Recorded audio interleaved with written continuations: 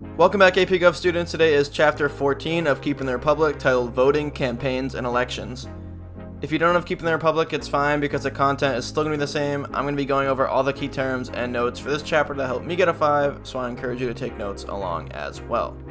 Electoral College, group of electors that votes for the president. Although controversial, it almost always reflects the popular will of the people on a state-by-state basis.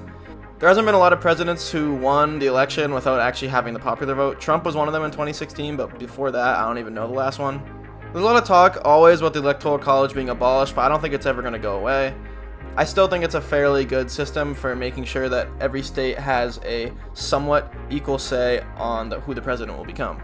Political efficacy, trust in the ability to influence government as a citizen. It is one of the main functions of elections. Participation in elections and confidence in doing so is critical to a democracy.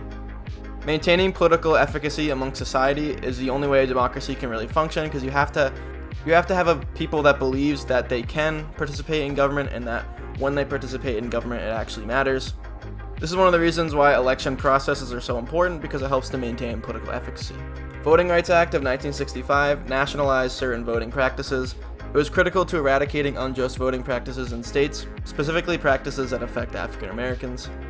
This was a way of standardizing certain voting rights practices, even though technically elections are still on a state-by-state basis. This was done in order to curb the racism that was specifically done in the South. Voter mobilization, getting people to vote. It is mainly done by politicians and political parties to get as many of their supporters to come out and vote. One of the biggest issues for parties, especially in an age now where a lot of young people don't really participate in politics, is just getting people to vote. It's not even about influencing swing voters or trying to maintain their base. It's just about getting people actually out to vote, because numbers matter. Prospective voting, voting based on wariness of future effects. It is a complicated intellectual way of viewing candidates. It challenges someone to envision the future with a certain candidate. Prospective voting is the style of voting that really shows the most wisdom and the most intellect, and actually having the foresight to predict how the candidate will act in the future, not just based on certain situations that are ongoing during the election or things about parties or narratives or storylines. Retrospective voting, voting based on the current state of the country. It is the most common outlook on evaluating candidates. The state of the economy and society is very important to elections. The most simple way that people vote is judging what the current state of the country is. If it's bad, they want to see a change, and if it's good, they'll just keep it rolling. Caucus, community approach to primary elections. It is seen as a grassroots way of primarying candidates. It serves as a great way for politicians to mobilize voters and boost election energy. For example, the Iowa caucus at the beginning of every election cycle is really important because candidates do on-the-ground work in Iowa to rally people and communities to vote for them. It's kind of hard to explain exactly how a caucus functions, but in order to explain the community aspect of it, a lot of the debating and politician analyzing, I guess, is done in community rooms. There's lots of people from different townships that band together in, for example, like an auditorium or like a convention hall, and they battle out who the community should vote for and why the people should vote a certain way. It's just a way for the community to get politically active and hash out political arguments, and ultimately a way of primarying candidates. Presidential primary, elections to decide party candidates. It serves as one of the first big tests for upcoming candidates. It is effective at outlining public perception on the election and the candidates. Obviously, the most important part of the primary season is the parties picking who their candidate is going to be to run in presidential elections. But I think the best part of primary season is because it starts to get the election cycle really underway. It gives media sites and pollsters an opportunity to poll and survey the public opinion on not just the candidates, but all the major issues that will be on the ballot for the upcoming election. Front-loaded primaries, the first few primary elections. Candidates spend a lot of resources in the states with the earliest primaries in an effort to gain quick momentum and emerge as the front-runner. So for example, you have the Iowa caucus, you have the New Hampshire primaries, you have like the South Carolina primaries. The ones that are done earliest in the season are the most notable and the ones that get the most attention, because candidates want to emerge as the frontrunner, because once you pull out ahead of the field, it's really hard to lose that momentum.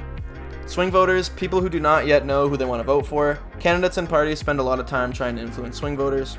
Swing voters on a national scale don't really matter as much, but swing voters in specific battleground states really matter. They can decide an election.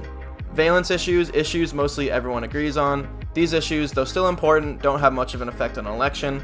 These are things like supporting the military or like trying to make things cheaper or things like that. Just things that everyone wants to have done, things that everyone agrees on. Some specific candidates try and own these things as like a cultural thing. So some candidates really own that military thing. They support the military. They support, blah, blah, blah. Or another candidate will say they support workers. They support whatever.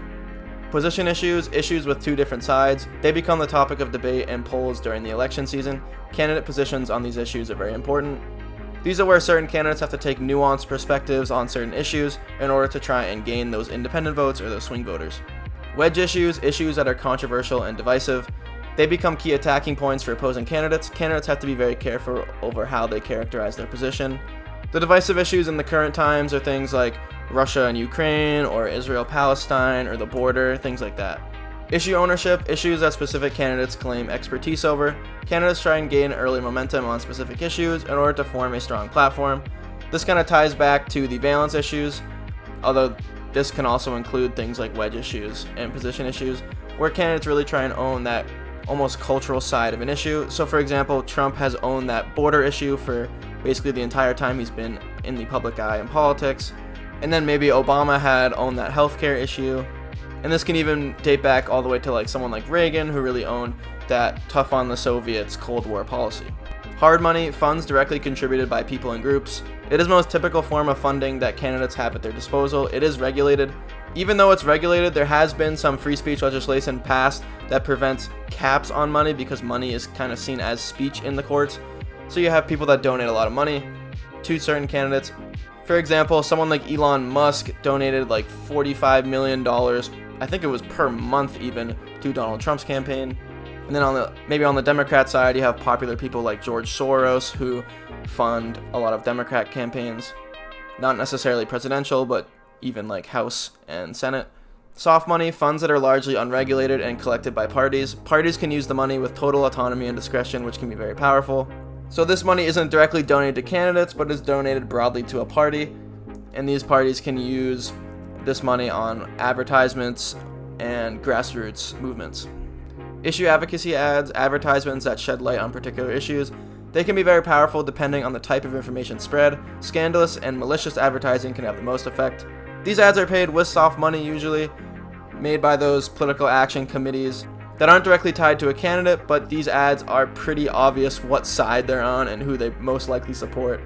Electoral mandate, belief that an election win provides total legitimacy. Election winners use their win as a justification for them to totally push their agenda in government. So people who win elections will say, well, if I got elected, that means most people probably want what I have to say, so they'll use that as justification to push their agenda. And that's a wrap. Thanks for watching. I'll see you in the next chapter, and goodbye. Yo, if you're super cool and awesome, you should follow my Twitter or X if you're that kind of person. It's @Clark4724. I post a lot of random stuff on there, but I also post channel updates, and when my next videos are coming out. So if you're gonna keep watching my channel, then I recommend you follow, and thanks.